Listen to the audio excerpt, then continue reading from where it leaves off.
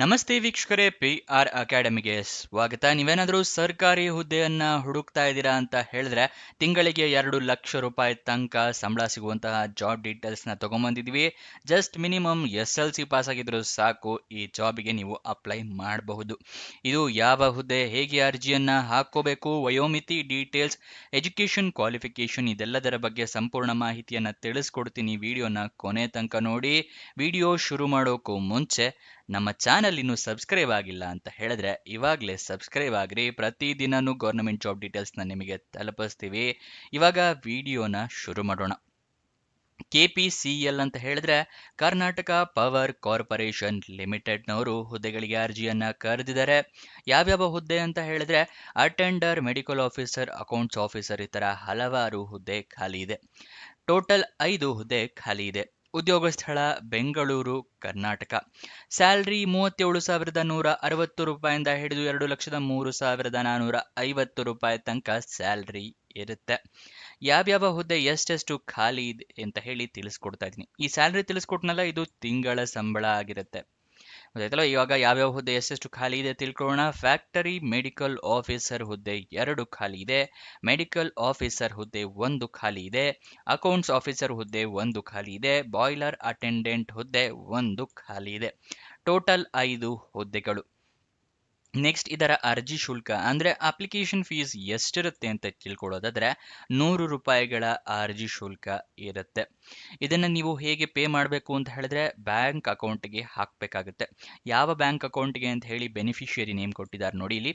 Karnataka power corporation limited ಹೆಸರಿಗೆ ಹಾಕಬೇಕಾಗುತ್ತೆ. ಯಾವ ಬ್ಯಾಂಕು ಅಂದ್ರೆ ಸ್ಟೇಟ್ ಬ್ಯಾಂಕ್ ಆಫ್ ಇಂಡಿಯಾದಲ್ಲಿ ಇವರ ಬ್ಯಾಂಕ್ ಇರುತ್ತೆ. ಕ್ಯಾಶ್, ಕ್ರೆಡಿಟ್ ಯಾವ ಅಕೌಂಟ್ ಅಂದ್ರೆ ಕರೆಂಟ್ ಅಕೌಂಟ್ ಟೈಪ್ ಆಗಿರುತ್ತೆ. ಅಕೌಂಟ್ ನಂಬರ್ ಇಲ್ಲಿ ಮೆನ್ಷನ್ ಆಗಿದೆಯಲ್ಲ, 105033422643, ಈ ಅಕೌಂಟ್ ನಂಬರಿಗೆ ಅರ್ಜಿ ಶುಲ್ಕವನ್ನು ಹಾಕಬೇಕಾಗುತ್ತೆ. IFSC code SBIN 0009077. ಯಾವ ಬ್ರಾಂಚು ಅಂತ ಹೇಳಿದ್ರೆ IFB branch, residency plaza, residency road, Bengaluru 01. ಈ ಅಡ್ರೆಸ್ ಅಂದ್ರೆ ಈ ಬ್ರಾಂಚಿಗೆ ನೀವು ಹಾಕಬೇಕಾಗುತ್ತೆ. ಬೇಕು ಅಂತ ಹೇಳಿದ್ರೆ ಇದರ ಸ್ಕ್ರೀನ್ಶಾಟ್ ತಗೊಳ್ಳಿ. ಇದು ನೋಟಿಫಿಕೇಶನ್ ಅಲ್ಲೂ ಕೂಡ ಕೊಟ್ಟಿರ್ತಾರೆ. ಇದನ್ನ ನೀವು ಡೆಪಾಸಿಟ್ ಮಾಡ್ತಿರಲ್ಲ, ಅದರ ರೆಸಿಪ್ಟ್ನ ಇಟ್ಕೊಳ್ಳಿ. ನಿಮ್ಮ ಅಪ್ಲಿಕೇಶನ್ ಜೊತೆ ಅದನ್ನ ನೀವು ಫಿಲಪ್ ಮಾಡಬೇಕಾಗುತ್ತೆ, ಅಂದ್ರೆ ಅಟ್ಯಾಚ್ ಮಾಡಬೇಕಾಗುತ್ತೆ. ಅದನ್ನ ತೆಗೆದಿಟ್ಕೊಳ್ಳಿ, ಅದನ್ನ ಮಿಸ್ ಮಾಡ್ಕೋಬೇಡಿ. ಗೊತ್ತಾಯ್ತಲ್ವಾ. ನೆಕ್ಸ್ಟ್, ಅರ್ಜಿಯನ್ನ ಹೇಗೆ ಹಾಕೋಬೇಕು ಅನ್ನೋದನ್ನ ತಿಳಿಸ್ಕೊಡ್ತೀನಿ. ಅದಕ್ಕಿಂತ ಮುಂಚೆ ಇನ್ನು ಲೈಕ್ ಮಾಡಿಲ್ಲ ಅಂತ ಹೇಳಿದ್ರೆ ಇವಾಗಲೇ ಲೈಕ್ ಮಾಡ್ರಿ. ಮತ್ತೆ ಏನಾದರೂ ಒಂದು ಕಮೆಂಟ್ ಮಾಡಿ, ಒಂದು ಎಮೋಜಿನೋ, ಒಂದು ಲೈಕ್ ಬಟನ್, ಏನಾದರೂ ಒಂದು ಕಮೆಂಟ್ ಮಾಡಿ. ನೀವು ಕಮೆಂಟ್ ಮಾಡಿದಾಗ ವಿಡಿಯೋಗೆ ಸ್ವಲ್ಪ ರೀಚ್ ಸಿಗುತ್ತೆ. ಮತ್ತೆ ನಿಮಗೆ ಗೊತ್ತಿಲ್ಲ ಅಥವಾ ಹೊಸ ವೀಕ್ಷಕರಾಗಿದ್ರೆ ತಿಳಿಸ್ಕೊಡ್ತಾ ಇದ್ದೀನಿ, ವೆಬ್ಸೈಟ್ನ ಶುರು ಮಾಡಿದೀವಿ. ಯಾವ ವೆಬ್ಸೈಟ್ ಅಂತ ಕೇಳ್ತಾ ಇದ್ದೀರಾ? ನಮ್ಮದೇ ವೆಬ್ಸೈಟ್ ಕಣ್ರಿ, PRGovernmentJobs.com ಅಂತ ಹೇಳಿ. ಅಂದ್ರೆ PRGOVTJOBS.com ಅಂತ ಹೇಳಿ ನಿಮಗೆ ಹೊಸ ವೆಬ್ಸೈಟ್ನ ಕ್ರಿಯೇಟ್ ಮಾಡಿದೀವಿ. ಇದರ ಲಿಂಕು ಡಿಸ್ಕ್ರಿಪ್ಷನ್ ಮತ್ತೆ ಕಮೆಂಟ್ ಬಾಕ್ಸ್ನಲ್ಲಿ ಕೊಟ್ಟಿದ್ವಿ. ಏನಕ್ಕೆ ವೆಬ್ಸೈಟ್ ಕ್ರಿಯೇಟ್ ಮಾಡಿದೀವಿ ಅಂದ್ರೆ ಯೂಟ್ಯೂಬ್ನಲ್ಲಿ 2 ರಿಂದ 3 ಜಾಬ್ ಡೀಟೇಲ್ಸ್ ತಿಳಿಸ್ಕೊಡ್ಬೋದು ಪ್ರತಿದಿನಕ್ಕೆ. ಆದರೆ ವೆಬ್ಸೈಟ್ ಕ್ರಿಯೇಟ್ ಮಾಡಿದ್ರೆ ಪ್ರತಿದಿನಕ್ಕೆ ಹಲವಾರು ಜಾಬ್ ಡೀಟೇಲ್ಸ್ನ ತಿಳಿಸ್ಕೊಡ್ಬೋದು ಅಂತೇಳಿ ಕ್ರಿಯೇಟ್ ಮಾಡಿದ್ವಿ. ಇದನ್ನ ಸದುಪಯೋಗ ಪಡಿಸ್ಕೊಳ್ಳಿ. ಅದರ ಕಮೆಂಟ್ ಬಾಕ್ಸು ಅಥವಾ ಡಿಸ್ಕ್ರಿಪ್ಷನ್ ಇಂದ ಕ್ಲಿಕ್ ಮಾಡಿದ್ರೆ ಈ ರೀತಿ ಒಂದು ಪೇಜ್ ಓಪನ್ ಆಗುತ್ತೆ ನಮ್ಮ ವೆಬ್ಸೈಟ್ದು. ಇಲ್ಲಿ ಕರ್ನಾಟಕ ಗೌರ್ಮೆಂಟ್ ಜಾಬ್ಸು, ಇಲ್ಲಿ central government 10th pass, 12th pass, degree jobs, ಈ ಥರ ಹಲವಾರು ಕೆಟಗರಿಯ ಜಾಬ್ಸ್ ಇದೆ. ನಿಮ್ಮ ಎಜುಕೇಷನ್ ಕ್ವಾಲಿಫಿಕೇಷನ್ಗೆ ಯಾವ್ದು ಸೂಟ್ ಆಗುತ್ತೆ ನೋಡಿ ಅದನ್ನು ಕ್ಲಿಕ್ ಮಾಡ್ಕೊಳ್ಳಿ. ಸ್ಕ್ರೋಲ್ ಡೌನ್ ಮಾಡಿದ್ರೆ ಕನ್ನಡದಲ್ಲಿ ಕೂಡ ಬಟನ್ಸ್ಗಳನ್ನ ಕೊಟ್ಟಿದ್ದೀವಿ. ಕನ್ನಡ, ಇಂಗ್ಲೀಷ್ ಯಾವ್ದ್ರಲ್ಲಿ ಬೇಕಾದರೂ ಕ್ಲಿಕ್ ಮಾಡಬಹುದು. ಸ್ಕ್ರೋಲ್ ಡೌನ್ ಮಾಡಿದ್ರೆ ಇಲ್ಲಿ Karnataka government jobs, central government 10th pass ಜಾಬ್ಸ್ನ ಲಿಸ್ಟ್ಗಳನ್ನ ಕೊಟ್ಟಿದ್ದೀವಿ. ಇಲ್ಲಿ ಎಲ್ಲ ಲಿಸ್ಟ್ನ ನೋಡ್ಕೋಬೋದು. ಇಲ್ಲಿ ಸ್ಕ್ರೋಲ್ ಡೌನ್ ಮಾಡ್ಕೊಂಡು ನೋಡ್ಕೋಬಹುದು. ಮೊಬೈಲ್ನಲ್ಲಿ ಆಗಿದ್ರು ಅಷ್ಟೇ ಇದನ್ನ ಸ್ಕ್ರೋಲ್ ಡೌನ್ ಮಾಡಿದ್ರೆ ನಿಮಗೆ ಡೀಟೇಲ್ಸ್ ಸಿಗುತ್ತೆ. ಕೆಳಗಡೆ ಮೋರ್ ಜಾಬ್ಸ್ ಅಂತಿದೆಯಲ್ಲ, ಇದನ್ನು ಕ್ಲಿಕ್ ಮಾಡಿದ್ರೆ ಇನ್ನೂ ಹಲವಾರು ಜಾಬ್ಸ್ ಓಪನ್ ಆಗುತ್ತೆ. ಕರ್ನಾಟಕ ಗೌರ್ಮೆಂಟ್ ಇಂದು, ಸೆಂಟ್ರಲ್ ಗೌರ್ಮೆಂಟ್ ಮತ್ತು 10th ಪಾಸ್ ಜಾಬ್ಸ್ ಇಂದು ಹಲವಾರು ಜಾಬ್ಸ್ ಡೀಟೇಲ್ಸ್ ಓಪನ್ ಆಗುತ್ತೆ. ಅದನ್ನ ಪಡ್ಕೊಳ್ಳಿ, ಯಾವ ಜಾಬ್ ಡೀಟೇಲ್ಸ್ ಬೇಕು ಅಂತ. ಆದರೆ ನೀವು ಕೇಳ್ಬೋದು, ಈ ವೆಬ್ಸೈಟ್ನಲ್ಲಿ ಜಾಬ್ ಡೀಟೇಲ್ಸ್ ಅಪ್ಲೋಡ್ ಆಗಿದ ತಕ್ಷಣ ನಿಮಗೆ ಹೇಗೆ ಗೊತ್ತಾಗುತ್ತೆ ಅಂತ ಹೇಳಿದ್ರೆ, ನಾವು ನಿಮಗೆ ವಾಟ್ಸಪ್ ಮತ್ತು ಟೆಲಿಗ್ರಾಮ್ ಚಾನಲ್ನಿಂದ ಲಿಂಕ್ನ ಪ್ರೊವೈಡ್ ಮಾಡ್ತೀವಿ. ಸೊ ಅದನ್ನು ಫಾಲೋ ಮಾಡಿ. ಡಿಸ್ಕ್ರಿಪ್ಷನ್ನು ಮತ್ತು ಕಮೆಂಟ್ ಬಾಕ್ಸ್ನಲ್ಲಿ ಈ ಸೋಷಿಯಲ್ ಮೀಡಿಯಾ ಚಾನಲ್ಸ್ನ ಲಿಂಕ್ ಕೊಟ್ಟಿದ್ದೀನಿ ಡಿಸ್ಕ್ರಿಪ್ಷನ್ನಲ್ಲಿ. ಅಲ್ಲಿಂದ ಕ್ಲಿಕ್ ಮಾಡಿದ್ರೆ ನೀವು ಟೆಲಿಗ್ರಾಮ್ನ ಜಾಯ್ನ್ ಆಗ್ಬೋದು. ಅಲ್ಲಿಂದನೇ ಕ್ಲಿಕ್ ಮಾಡಿ ವಾಟ್ಸಪ್ ಚಾನಲ್ನ ಕೂಡ ಜಾಯ್ನ್ ಆಗ್ಬೋದು. ಪ್ರತಿದಿನ ಜಾಬ್ ಡೀಟೇಲ್ಸ್ ಅಪ್ಲೋಡ್ ಆಗಿದ ತಕ್ಷಣ ಈ ಜಾಬ್ ಡೀಟೇಲ್ಸ್ ಅಪ್ಲೋಡ್ ಆಗಿದೆ, ಇದರ ಲಿಂಕ್ ಅಂತ ಹೇಳಿ ನಿಮಗೆ ಪ್ರೊವೈಡ್ ಮಾಡ್ತೀವಿ. ಮತ್ತು ಕೊನೆ ದಿನಾಂಕ ಹತ್ತಿರ ಬರ್ತಿದ್ದಾಗೆ ಈ ಜಾಬ್ಸ್ ಕೊನೆಗೊಳ್ತಾ ಇದೆ ಅಂತ ಹೇಳಿ ಅದರ ಲಿಂಕ್ ಕೊಡ್ತೀವಿ. ನೀವು ಆದಷ್ಟು ಬೇಗ ಅರ್ಜಿಯನ್ನು ಹಾಕೊಳ್ಳೋಕ್ಕೆ ಹೆಲ್ಪ್ ಆಗುತ್ತೆ. ವಾಟ್ಸಪ್ ಮತ್ತು ಟೆಲಿಗ್ರಾಮ್ನ ಜಾಯ್ನ್ ಆಗೋದು ಮರಿಬೇಡಿ. ಇವಾಗ ಜಾಬ್ ಡೀಟೇಲ್ಸ್ನ ಮುಂದುವರ್ಸೋಣ. ಯಾವ್ಯಾವ ಹುದ್ದೆಗೆ ಎಷ್ಟೆಷ್ಟು ಸ್ಯಾಲರಿ ಇದೆ ಅಂತ ಹೇಳಿ ತಿಳಿಸ್ಕೊಡ್ತಾ ಇದ್ದೀನಿ. ಫ್ಯಾಕ್ಟರಿ ಮೆಡಿಕಲ್ ಆಫೀಸರ್ ಹುದ್ದೆಗೆ 81,210 ರೂಪಾಯಿಂದ ಹಿಡಿದು 2,03,450 ರೂಪಾಯಿ ಇರುತ್ತೆ. ಸೇಮ್ ಸ್ಯಾಲರಿ ಇರುತ್ತೆ ಮೆಡಿಕಲ್ ಆಫೀಸರ್, ಅಕೌಂಟ್ಸ್ ಆಫೀಸರ್ ಹುದ್ದೆಗೂ ಕೂಡ. ಅದೇ ಬಾಯ್ಲರ್ ಅಟೆಂಡೆಂಟ್ ಹುದ್ದೆಗೆ 37,160 ರೂಪಾಯಿಂದ ಹಿಡಿದು 1,13,400 ರೂಪಾಯಿ ತನಕ ಸ್ಯಾಲರಿ ಇರುತ್ತೆ. ಗೊತ್ತಾಯ್ತಲ್ವಾ? ನೆಕ್ಸ್ಟ್ ಅರ್ಜಿಯನ್ನು ನೀವು ಹೇಗೆ ಹಾಕ್ಕೋಬೇಕು ಅಂತ ಹೇಳಿದ್ರೆ, ನೀವು ಇಮೇಲ್ ಮುಖಾಂತರ ಅರ್ಜಿಯನ್ನು ಕಳಿಸ್ಕೊಡ್ಬೇಕಾಗತ್ತೆ. ಅದನ್ನು ತಿಳಿಸ್ಕೊಡ್ತೀನಿ. ಒಂದು ಅಪ್ಲಿಕೇಶನ್ ಫಾರಮ್ ಸಿಗುತ್ತೆ ನಿಮಗೆ, ಅದನ್ನು ಡೌನ್ಲೋಡ್ ಮಾಡಿ ಅದರಲ್ಲಿ ಎಲ್ಲ ಡಾಕ್ಯುಮೆಂಟ್ಸ್ನ ಅಟ್ಯಾಚ್ ಮಾಡಿ ಅಪ್ಲಿಕೇಶನ್ ಫಾರಮ್ನ ಫಿಲಪ್ ಮಾಡಿ ಒಂದು ಇಮೇಲಿಗೆ ಕಳಿಸ್ಕೊಡ್ಬೇಕು. ಇದು ಅಪ್ಲಿಕೇಶನ್ ಫಾರಮ್ ಕಳಿಸೋ ಪ್ರೊಸೀಜರ್. ಅದಕ್ಕಿಂತ ಮುಂಚೆ ನೀವು ನೋಟಿಫಿಕೇಶನ್ನ ಓದ್ಕೊಳ್ಳಿ, ಸಂಪೂರ್ಣವಾಗಿ ಏನೇನು ಎಲಿಜಿಬಿಲಿಟಿ ಕ್ರೈಟೀರಿಯಾ ಇದೆ ಅಂತ ತಿಳ್ಕೊಳ್ಳಿ. ಅದಾದ ನಂತರ ಅರ್ಜಿಯನ್ನು ಹಾಕಿ. ಗೊತ್ತಾಯ್ತಲ್ವಾ? ನೋಟಿಫಿಕೇಶನ್ ಡೌನ್ಲೋಡ್ ಮಾಡೋದು ಕೂಡ ತಿಳಿಸ್ಕೊಡ್ತೀನಿ, ಅಪ್ಲಿಕೇಶನ್ ಡೌನ್ಲೋಡ್ ಮಾಡೋದು ಕೂಡ ತಿಳಿಸ್ಕೊಡ್ತೀನಿ. ಅಪ್ಲಿಕೇಶನ್ನಲ್ಲಿ ಯಾವ್ಯಾವ ಡಾಕ್ಯುಮೆಂಟ್ಸ್ ರೆಡಿ ಇಟ್ಕೋಬೇಕು ಅಟ್ಯಾಚ್ ಮಾಡೋದಕ್ಕೆ ಅಂತ ತಿಳಿಸ್ತಾ ಇದ್ದೀನಿ. ಮೊದಲನೇದಾಗಿ ID ಪ್ರೂಫ್ ಇರಬೇಕಾಗುತ್ತೆ. ಆಧಾರ್ ಕಾರ್ಡ್, ವೋಟರ್ ID ಅಥವಾ ಪಾನ್ ಕಾರ್ಡ್. ಎಜುಕೇಷನ್ ಕ್ವಾಲಿಫಿಕೇಷನ್ಗೆ ಮಾರ್ಕ್ಸ್ ಕಾರ್ಡು, ಸರ್ಟಿಫಿಕೇಟ್ಸು ಎಲ್ಲ ಇಟ್ಕೊಳ್ಳಿ. ನಿಮ್ಮ ಪಾಸ್ಪೋರ್ಟ್ ಸೈಜ್ ಫೋಟೋಗ್ರಾಫು, ನೀವು ಅಪ್ಲಿಕೇಶನ್ ಫೀಸ್ನ ಪೇಮೆಂಟ್ ಮಾಡಿರ್ತೀರಲ್ಲ ಅದರ ಪ್ರೂಫ್ ಅಂದರೆ ರೆಸಿಪ್ಟ್ ಬೇಕಾಗುತ್ತೆ, ಅದನ್ನು ಇಟ್ಕೊಳ್ಳಿ. ಏಜ್ ಪ್ರೂಫಿಗೆ SLC ಮಾರ್ಕ್ಸ್ ಕಾರ್ಡ್ ಅಥವಾ ಡೇಟ್ ಆಫ್ ಬರ್ತ್ ಸರ್ಟಿಫಿಕೇಟ್. ಅದಾದಮೇಲೆ ಅಪ್ಲಿಕೇಶನ್ ಫೀಸ್ 100 ರೂಪಾಯಿಗಳನ್ನು ಪೇ ಮಾಡಿ ಆ ರೆಸಿಪ್ಟ್ನ ಅಟ್ಯಾಚ್ ಮಾಡಿ ಆಮೇಲೆ ಇಮೇಲ್ ಐಡಿಗೆ ಕಳಿಸ್ಕೊಡಿ. ಯಾವ ಇಮೇಲ್ ಐಡಿಗೆ ಕಳಿಸ್ಕೊಡ್ಬೇಕು ಅಂತ ತಿಳಿಸ್ಕೊಡ್ತಾ ಇದ್ದೀನಿ. kpclbaklog@gmail.com kpclbacklog@gmail.com ಈ ಐಡಿಗೆ ನೀವು ಕಳಿಸ್ಕೊಡ್ಬೇಕಾಗತ್ತೆ ಇಮೇಲ್ ಮುಖಾಂತರ ನಿಮ್ಮ ಅಪ್ಲಿಕೇಶನ್ನ. ಗೊತ್ತಾಯ್ತಲ್ವಾ? ಅಪ್ಲಿಕೇಶನ್ ಫಾರಮ್ ಕೂಡ ಇರುತ್ತೆ.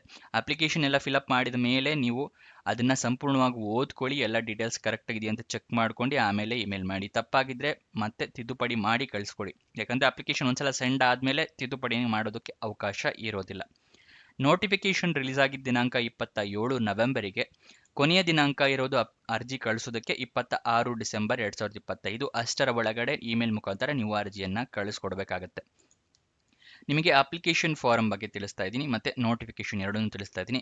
ಡಿಸ್ಕ್ರಿಪ್ಷನ್ ಮತ್ತು ಕಮೆಂಟ್ ಬಾಕ್ಸ್ನಲ್ಲಿ ಎರಡನೇ ಲಿಂಕನ್ನು ಕ್ಲಿಕ್ ಮಾಡಿದ್ರೆ ಈ Karnataka power corporation limited job details open ಆಗುತ್ತೆ. ಇಲ್ಲಿ ಫುಲ್ಲು ಸ್ಕ್ರೋಲ್ ಡೌನ್ ಮಾಡಿ ಕೆಳಗಡೆ ಬಂದರೆ ಅಪ್ಲಿಕೇಶನ್ ಫಾರಮ್ ಅಂತಿದೆಯಲ್ಲ, ಅದರಲ್ಲಿ ಎರಡು ರೀತಿ ಅಪ್ಲಿಕೇಶನ್ ಫಾರಮ್ ಇದೆ. ಹೈದರಾಬಾದ್ ಕರ್ನಾಟಕದವರು ಮತ್ತು ನಾನ್ ಹೈದರಾಬಾದ್ ಕರ್ನಾಟಕದವರು. ಅಂದರೆ ಕರ್ನಾಟಕದಲ್ಲಿರುವವರೆಲ್ಲ NHK ನಾನ್ ಹೈದರಾಬಾದ್ ಕರ್ನಾಟಕ ಅಪ್ಲಿಕೇಶನ್ನೇ ಫಾರಮ್ ಫಿಲಪ್ ಮಾಡಿ, ಹೈದರಾಬಾದ್ ಕರ್ನಾಟಕ ರಿಸರ್ವೇಷನ್ ಅಂದರೆ ಅಂಥವರು ಹೈದರಾಬಾದ್ ಕರ್ನಾಟಕ ಅಪ್ಲಿಕೇಶನ್ನ ಓಪನ್ ಮಾಡಿ. ಓಕೆನಾ? ಇಲ್ಲಿ ತೋರಿಸ್ತೀನಿ. ಅಪ್ಲಿಕೇಶನ್ ಫಾರಮ್ PDF ಪಕ್ಕದಲ್ಲೇ ಕ್ಲಿಕ್ ಹಿಯರ್ ಅನ್ನೋದನ್ನು ಕ್ಲಿಕ್ ಮಾಡಿ ಇಲ್ಲಿ ಈ ರೀತಿ ಓಪನ್ ಆಗುತ್ತೆ. ಇಲ್ಲಿ ಮೆನ್ಷನ್ ಮಾಡಿರ್ತಾರೆ ಇದು ನೋಟಿಫಿಕೇಶನ್ ಇಲ್ಲಿದೆ ಅಪ್ಲಿಕೇಶನ್ ಫಾರಮ್. ಇದು ಹೈದರಾಬಾದ್ ಕರ್ನಾಟಕದ್ದು. ಹೈದರಾಬಾದ್ ಕರ್ನಾಟಕ ಕ್ಯಾಂಡಿಡೇಟ್ಸ್ಗಳಿಗೆ ಇದನ್ನು ಫಿಲಪ್ ಮಾಡಬೇಕಾಗತ್ತೆ. ಗೊತ್ತಾಯ್ತಲ್ವಾ? ನೆಕ್ಸ್ಟ್ ಅದರ ಕೆಳಗಡೆನೇ ಇದೆ ನೋಡಿ ನಾನ್ ಹೈದರಾಬಾದ್ ಕರ್ನಾಟಕ ಅಂತ, ಅದನ್ನು ಕ್ಲಿಕ್ ಮಾಡಿದ್ರೆ ಈ ರೀತಿ ಪೇಜ್ ಓಪನ್ ಆಗುತ್ತೆ. ನಾನ್ ಹೈದರಾಬಾದ್ ಕರ್ನಾಟಕ ಅಂಥವರಿಗೆ ಇಲ್ಲಿ ಪಾಸ್ಪೋರ್ಟ್ ಸೈಜ್ ಫೋಟೋ, ಯಾವ ಪೋಸ್ಟ್ಗೆ ಅರ್ಜಿಯನ್ನು ಹಾಕ್ತಾ ಇದ್ದೀರಾ ಅದನ್ನು ಮೆನ್ಷನ್ ಮಾಡಬೇಕು. ನಿಮ್ಮ ಹೆಸರು ಬ್ಲಾಕ್ ಲೆಟರ್ಸ್ ಅಂದರೆ ಕ್ಯಾಪಿಟಲ್ ಲೆಟರ್ಸಲ್ಲಿ ಮೆನ್ಷನ್ ಮಾಡಬೇಕು. SLC ಮಾರ್ಕ್ಸ್ ಕಾರ್ಡಲ್ಲಿ ಯಾವ ರೀತಿ ನಿಮ್ಮ ಹೆಸರಿದೆ ಅದೇ ರೀತಿಯನ್ನು ಮೆನ್ಷನ್ ಮಾಡಬೇಕು. ಇನಿಷಿಯಲ್ಸ್, ನಿಮ್ಮ ತಂದೆ ಹೆಸರನ್ನ ಇನಿಷಿಯಲ್ ಆಗಿ ಇಟ್ಕೊಂಡಿರ್ತೀರಲ್ಲ ಅದನ್ನು ಇಲ್ಲಿ ಮೆನ್ಷನ್ ಮಾಡಬೇಕು. ನಿಮ್ಮ gender, marital status, date of birth, ಯಾವ ಕೆಟಗರಿಗೆ ಬಿಲಾಂಗ್ ಆಗ್ತೀರಾ ಅದನ್ನೆಲ್ಲ ಮೆನ್ಷನ್ ಮಾಡಬೇಕು. ಡಾಕ್ಯುಮೆಂಟ್ಸ್ನೆಲ್ಲ ಅಟ್ಯಾಚ್ ಮಾಡಬೇಕು. ಅದನ್ನೆಲ್ಲ ಮರಿಬೇಡಿ. ಅದನ್ನೆಲ್ಲ ಸಂಪೂರ್ಣವಾಗಿ ಫಿಲಪ್ ಮಾಡಿ. ನೆಕ್ಸ್ಟು ಅದರ ಕೆಳಗಡೆನೆ ಬಾಯ್ಲರ್ ಅಟೆಂಡೆಂಟ್ ನೋಟಿಫಿಕೇಶನ್ PDF ಇದೆಯಲ್ಲ, ಇದನ್ನು ಕ್ಲಿಕ್ ಮಾಡಿ ನಿಮಗೆ ನೋಟಿಫಿಕೇಶನ್ ಓಪನ್ ಆಗುತ್ತೆ. ಇಲ್ಲಿ ಎಲ್ಲ ಜಾಬ್ ಡೀಟೇಲ್ಸ್ನ ತಿಳ್ಕೊಬೋದು. ಬಾಯ್ಲರ್ ಅಟೆಂಡೆಂಟ್ ಗ್ರೇಡ್ 2 ಹುದ್ದೆಗೆ ಏನೇನಾಗಿರಬೇಕು, ಎಷ್ಟು ಹುದ್ದೆ ಖಾಲಿ ಇದೆ, ಏನೇನು ಮೀಸಲಾತಿ ಇದೆ ಅದೆಲ್ಲದಕ್ಕೂ ಇಲ್ಲಿ ಕೊಟ್ಟಿದ್ದಾರೆ. ಇದೆಲ್ಲದನ್ನು ಸಂಪೂರ್ಣವಾಗಿ ಓದ್ಕೊಳ್ಳಿ. ಇಲ್ಲಿ ಕೂಡ ಕೊಟ್ಟಿದ್ದಾರೆ ನೋಡಿ, ಈ ಬ್ಯಾಂಕ್ ಐಡಿಗೆ ನೀವು ಹಾಕಬೇಕಾಗುತ್ತೆ. ಅರ್ಜಿದಾರರು ಅರ್ಜಿ ಶುಲ್ಕವನ್ನು ಕರ್ನಾಟಕ ವಿದ್ಯುತ್ ನಿಗಮ ನಿಯಮಿತದ ಈ ಕೆಳಕಂಡ ಖಾತೆ ಸಂಖ್ಯೆಗೆ ಪಾವತಿ ಮಾಡಬಹುದು. ಅರ್ಜಿ ಶುಲ್ಕವನ್ನು ಪಾವತಿ ಮಾಡಿದ ನಂತರ ಬ್ಯಾಂಕಿನಲ್ಲಿ ಒದಗಿಸಿದ ಉಲ್ಲೇಖ ಅಂದರೆ ಬ್ಯಾಂಕಲ್ಲಿ ಡೆಪಾಸಿಟ್ ರಿಸಿಪ್ಟ್ ಕೊಡ್ತಾರಲ್ಲ ಅದನ್ನು ಇಟ್ಕೋಬೇಕು. ಉಲ್ಲೇಖ ಸಂಖ್ಯೆಯನ್ನು ಅರ್ಜಿಯಲ್ಲಿ ಒದಗಿಸಿರುವ ಸೂಕ್ತ ಸ್ಥಳದಲ್ಲಿ ಕಡ್ಡಾಯವಾಗಿ ಭರ್ತಿ ಮಾಡತಕ್ಕದ್ದು. ಅದನ್ನು ನೆನ್ಪಿಟ್ಕೊಳ್ಳಿ. ಆ ರೆಸಿಪ್ಟ್ನ ಇಟ್ಕೊಂಡು ಆ ರೆಸಿಪ್ಟ್ ನಂಬರ್ನ ನೀವು ಮೆನ್ಷನ್ ಮಾಡಬೇಕು ಅಪ್ಲಿಕೇಶನ್ನಲ್ಲಿ ಅಂತ ಹೇಳ್ತಾ ಇದ್ದಾರೆ. ಗೊತ್ತಾಯ್ತಲ್ವಾ? ನೆಕ್ಸ್ಟು ಮೆಡಿಕಲ್ ಆಫೀಸರ್ ನೋಟಿಫಿಕೇಶನ್ ಅದ್ರ ಪಕ್ಕದಲ್ಲಿ ಇದೆಯಲ್ಲ, ಅದನ್ನು ಕ್ಲಿಕ್ ಮಾಡಿ ನಿಮಗೆ ಮೆಡಿಕಲ್ ಆಫೀಸರ್ ನೋಟಿಫಿಕೇಶನ್ ಓಪನ್ ಆಗುತ್ತೆ. ಇಲ್ಲಿ ಫ್ಯಾಕ್ಟ್ರಿ ಮೆಡಿಕಲ್ ಆಫೀಸರ್ ಎಂದಿದೆ, ಮೆಡಿಕಲ್ ಆಫೀಸರ್ ಎಂದಿದೆ, ಅಕೌಂಟ್ಸ್ ಆಫೀಸರ್ ಎಲ್ಲದಕ್ಕೂ ಇದೆ. ಎಲ್ಲದನ್ನು ಸಂಪೂರ್ಣವಾಗಿ ಓದ್ಕೊಳ್ಳಿ. ಸೇಮ್ ಅದೇ ಬ್ಯಾಂಕ್ ಐಡಿಗೆ ಅಂದರೆ ಬ್ಯಾಂಕಿಗೆ ನೀವು ಅರ್ಜಿ ಶುಲ್ಕವನ್ನು ಪಾವತಿಸಬೇಕಾಗತ್ತೆ. ಗೊತ್ತಾಯ್ತಲ್ವಾ? ಅದನ್ನು ಸಂಪೂರ್ಣವಾಗಿ ಓದ್ಕೊಳ್ಳಿ. ನೆಕ್ಸ್ಟ್ ಅದರ ಕೆಳಗಡೆ ಅಫಿಷಿಯಲ್ ವೆಬ್ಸೈಟ್ ಅಂತ ಇದೆ. ಅದರ ಪಕ್ಕದಲ್ಲಿ ಅಫಿಷಿಯಲ್ ವೆಬ್ಸೈಟ್ ಅಡ್ರೆಸ್ ಕೊಟ್ಟಿದ್ದೀವಿ. kpcl.karnataka.gov.in ಅಲ್ಲಿಂದ ಕೂಡ ನೀವು ಜಾಬ್ ಡೀಟೇಲ್ಸ್ನ ತಿಳ್ಕೊಬಹುದು. ನೋಟಿಫಿಕೇಶನ್ ಕೂಡ ಅಪ್ಲಿಕೇಶನ್ ಎಲ್ಲದು ಅಲ್ಲಿಂದಾನೇ ಡೌನ್ಲೋಡ್ ಮಾಡ್ಕೋಬಹುದು. ಇವಾಗ ವಯೋಮಿತಿಯನ್ನು ತಿಳಿಸ್ಕೊಡ್ತಾ ಇದ್ದೀನಿ. ಮಿನಿಮಮ್ 18 ವರ್ಷ ಆಗಿರಬೇಕು, ಮ್ಯಾಕ್ಸಿಮಮ್ 40 ವರ್ಷದವರು ಕೂಡ ಅರ್ಜಿಯನ್ನು ಹಾಕೋಬಹುದು. ಕೆಲವೊಂದು ಕೆಟಗರಿಯವರಿಗೆ ವಯೋಮಿತಿ ಸಡಿಲಿಕೆ ಕೊಟ್ಟಿದ್ದಾರೆ, ಏಜ್ ರಿಲ್ಯಾಕ್ಸೇಷನ್. ಯಾವ್ಯಾವ ಕೆಟಗರಿ ಅಂತ ಹೇಳಿದ್ರೆ ಎಕ್ಸ್ ಸರ್ವಿಸ್ ಮೆನ್ ಕ್ಯಾಂಡಿಡೇಟ್ಸ್ಗಳಿಗೆ 3 ವರ್ಷದ ವಯೋಮಿತಿ ಸಡಿಲಿಕೆ ಇದೆ. ಎಕ್ಸ್ ಸರ್ವಿಸ್ ಮೆನ್ ಆಗಿದ್ರೆ 43 ವರ್ಷದವರ ತನಕ ಹಾಕೋಬಹುದು. ಅಂಗವಿಕಲ ಕ್ಯಾಂಡಿಡೇಟ್ಸ್ ಆಗಿದ್ರೆ 10 ವರ್ಷಗಳ ಸಡಿಲಿಕೆ ಇದೆ, 50 ವರ್ಷದವರ ತನಕ ಅಂಗವಿಕಲರು ಹಾಕೋಬಹುದು. ಆದರೆ ನಿಮ್ಮ ಹತ್ರ ಪ್ರಮಾಣ ಪತ್ರ ಇರಬೇಕು, ಎಕ್ಸ್ ಸರ್ವಿಸ್ ಮೆನ್ ಸರ್ಟಿಫಿಕೇಟು ಮತ್ತು ಅಂಗವಿಕಲತೆಯನ್ನು ಪ್ರೂವ್ ಮಾಡುವಂತಹ ಡಿಸೇಬಿಲಿಟಿ ಸರ್ಟಿಫಿಕೇಟ್ ಇರಬೇಕಾಗುತ್ತೆ. ನೆಕ್ಸ್ಟ್ ಯಾವ್ಯಾವ ಹುದ್ದೆಗೆ ಏನೇನು ಎಜುಕೇಷನ್ ಅಂತ ತಿಳಿಸ್ಕೊಡ್ತಾ ಇದ್ದೀನಿ. ಫ್ಯಾಕ್ಟ್ರಿ ಮೆಡಿಕಲ್ ಆಫೀಸರ್ ಮತ್ತು ಮೆಡಿಕಲ್ ಆಫೀಸರ್ ಹುದ್ದೆಗೆ MBBS ಅನ್ನು ಕಂಪ್ಲೀಟ್ ಮಾಡಿರಬೇಕಾಗುತ್ತೆ. ಅಕೌಂಟ್ಸ್ ಆಫೀಸರ್ ಹುದ್ದೆಗೆ CA ICWA ಡಿಗ್ರಿಯನ್ನು ಕಂಪ್ಲೀಟ್ ಮಾಡಿರಬೇಕಾಗುತ್ತೆ. ಬಾಯ್ಲರ್ ಅಟೆಂಡೆಂಟ್ ಹುದ್ದೆಗೆ 10th ಅಥವಾ SSLC ಮಾಡಿದವರು ಅರ್ಜಿಯನ್ನು ಹಾಕಬಹುದು. ಗೊತ್ತಾಯ್ತಲ್ವಾ? ಇದಿಷ್ಟು ಎಜುಕೇಷನ್ ಕ್ವಾಲಿಫಿಕೇಷನ್ ವಿವರ ಎಲ್ಲ ಡೀಟೇಲ್ಸ್ ತಿಳ್ಕೊಂಡಿದ್ದೀರಾ ಅಂತ ಅನ್ಕೊಂತೀನಿ. ಕೊನೆ ತನಕ ನೋಡಿದ್ದಕ್ಕೆ ಧನ್ಯವಾದ. ಇನ್ನೊಂದು ಜಾಬ್ ವಿಡಿಯೋ ಜೊತೆ ಸಿಗೋಣ. ಬಾಯ್ ಬಾಯ್.